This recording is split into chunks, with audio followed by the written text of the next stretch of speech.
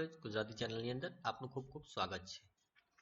આજનો આપણો આ ટોપિક છે ટેલી ERP 9 ની અંદર જીએસટી।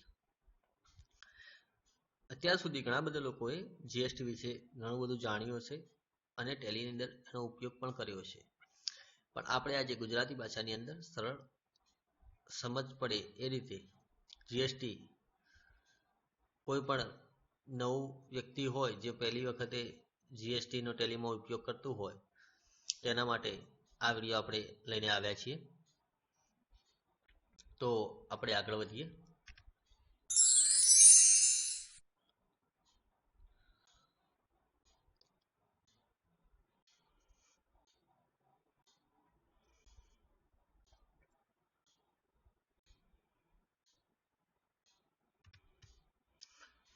સૌપ્રથમ જીએસટી ની અંદર તમે આ ત્રણ મહત્વના મુદ્દા છે તેના વિશે આપણે આજે અભ્યાસ કરીશું। સૌપ્રથમ આવે છે કોઈ પણ ટેલીની અંદર જ્યારે તમે જીએસટી કેલ્ક્યુલેટ કરવું હોય તેના માટે સૌપ્રથમ કંપની ક્રિએટ કરેલી હોવી જોઈએ।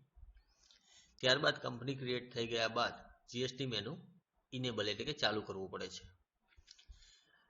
જીએસટી મેનુ ઇનેબલ કર્યા બાદ તમારે એ કંપનીની અંદર એના લેજર એટલે કે ખાતા બનાવવાના હોય છે। આટલું કામ થઈ જાય છે એટલે તમારા જીએસટી નું 60 થી 70% વર્ક કમ્પ્લીટ થઈ જાય છે। ત્યારબાદ તમારે વાઉચર એન્ટ્રી અને એ કરવાનું હોય છે એ 30% નું કામ બાકી રહે છે। તો આપણે સૌપ્રથમ કંપની ક્રિએટ કેવી રીતે કરી શકાય તેના વિશે આપણે જોઈશું। કંપની ક્રિએટ કરવી, સૌપ્રથમ આપણે ગો ટુ ટેલી, ત્યારબાદ અલ્ટર F3 ક્રિએટ કંપની। એની અંદર બેઝિક ઇન્ફોર્મેશન જેવી કે name, mailing name, address of the company, currency symbol વગેરે ડિટેલ એની અંદર આપણે ફિલઅપ કરવાની રહે છે। Select account only or account with inventory, આની અંદર તમારે એકાઉન્ટ ફક્ત લખવાનું છે અથવા માલ સામાન આઇટમ સાથેનું એકાઉન્ટ ક્રિએટ કરવાનું છે તે પ્રમાણેનું એકાઉન્ટ લખવાનું હોય તો એ પ્રમાણે સિલેક્શન કરવાનું રહે છે। ત્યારબાદ ફાઇનાન્શિયલ યર જે આવતું હોય એ પ્રમાણે સિલેક્શન કરવાનું રહે છે। ટેલી વોલ્ટનો પાસવર્ડ તમારે જો જરૂરી હોય તો એ પણ તમે રાખી શકો છો અને ત્યારબાદ જે જરૂરી ડિટેલ છે નેસેસરી એ ડિટેલ ભરી અને ત્યારબાદ વાય અથવા એન્ટર પ્રેસ કરી અને તમે તમારી કંપની ક્રિએટ કરી અને એનો ડેટા સેવ કરી શકો છો। અહીંયા તમે જોઈ રહ્યા છો મેં અહીંયા ટેલી ઓપન કરેલું છે। એની અંદર આપણે કંપની ક્રિએટ કરવા માટે ત્યાં જોયું એ પ્રમાણે અલ્ટર F3 પ્રેસ કરી અને કંપની ક્રિએટ કરી શકાય છે। તો અલ્ટર F3 પ્રેસ કર્યા બાદ તમે અહીંયા જોઈ શકો છો ગેટવે ઓફ ટેલી મેનુની અંદર, તો એની અંદર આપણે આવ્યા બાદ ક્રિએટ કંપની અંદર ક્લિક કરવાનું રહે છે। ત્યાં આગળ તમારે એની જે ડિટેલ છે જરૂરી એ ડિટેલ ફિલ કરવાની હોય છે। એમાં હું અહીંયા એક કંપનીનું નામ અહીંયા લખું છું, ગજાનન ઇન્ફોટેક।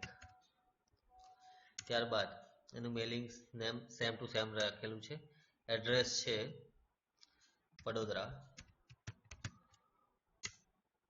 ત્યારબાદ કન્ટ્રી અહીંયા ઇન્ડિયા આવશે તો ઇન્ડિયા, જે કન્ટ્રી આવતી હોય સ્ટેટ તમારે જે લાગતું હોય તે લગાવી શકો છો। ગુજરાત, પિનકોડ તો પિનકોડ જે રહેતો હોય એ પ્રમાણે અહીંયા પિનકોડ નાખી શકાય છે। મોબાઈલ નંબર તો મોબાઈલ નંબર આપણે અહીંયા રેન્ડમલી નાખી દઈએ છીએ। ઈમેલ આઈડી હોય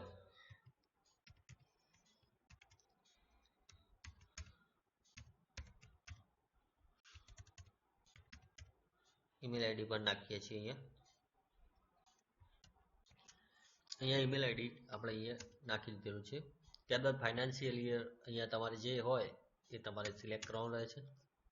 અહીંયા પાસવર્ડ તમારે નાખવો હોય તો નાખી શકો છો। ત્યારબાદ કરન્સી સિમ્બોલ, અને આટલું થઈ ગયા બાદ તમારે અહીંયા વાય અથવા એન્ટર આપી અને તમે કંપનીનું નામ સિલેક્ટ સેવ કંપની ડિટેલ સેવ કરી શકો છો. અહીંયા આપણી કંપની અહીંયા તમે જોઈ શકો છો, ગજાનન ઇન્ફોટેક નામની કંપની ક્રિએટ થઈ ગયેલી જોવા મળી રહી છે.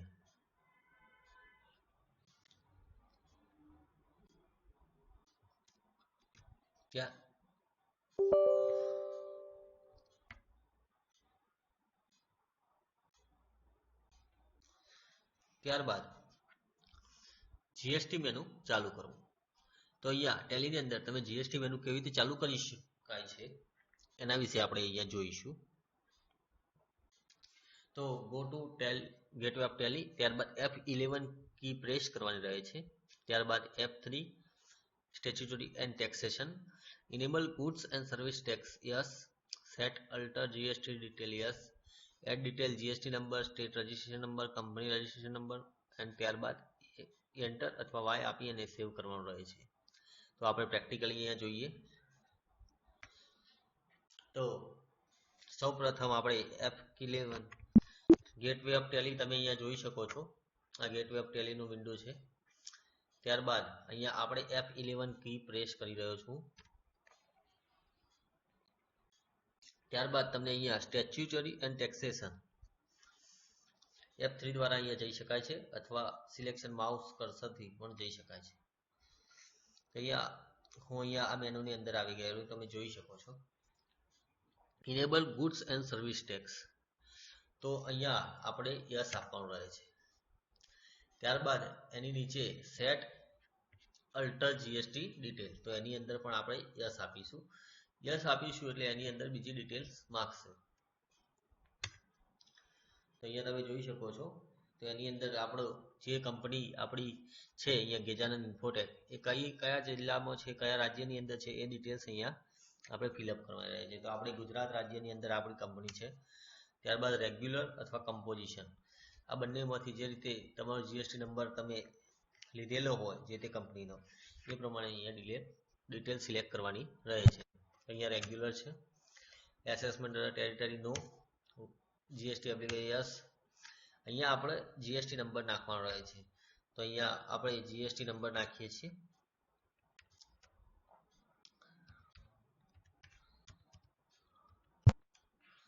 ત્યારબાદ મંથલી, ક્વાર્ટરલી, જે પીરિયડ પ્રમાણે જીએસટી રિટર્ન ફાઇલ કરતા હોય એ પ્રમાણે અહીંયા ઓપ્શન સિલેક્ટ કરવાનો રહે છે.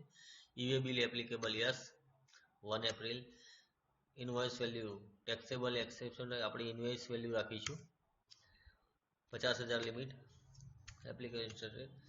ત્યારબાદ એન્ટર આપી અને સેવ કરવાનું રહે છે. આટલું થઈ ગયા બાદ તમારે અહીંયાથી તમારે એ ડિટેલ સેવ કરી દેવાની રહે છે. તો આપણે આ મેનુ વિશે જોયું. હવે આગળ એનાથી વધારે જોઈશું.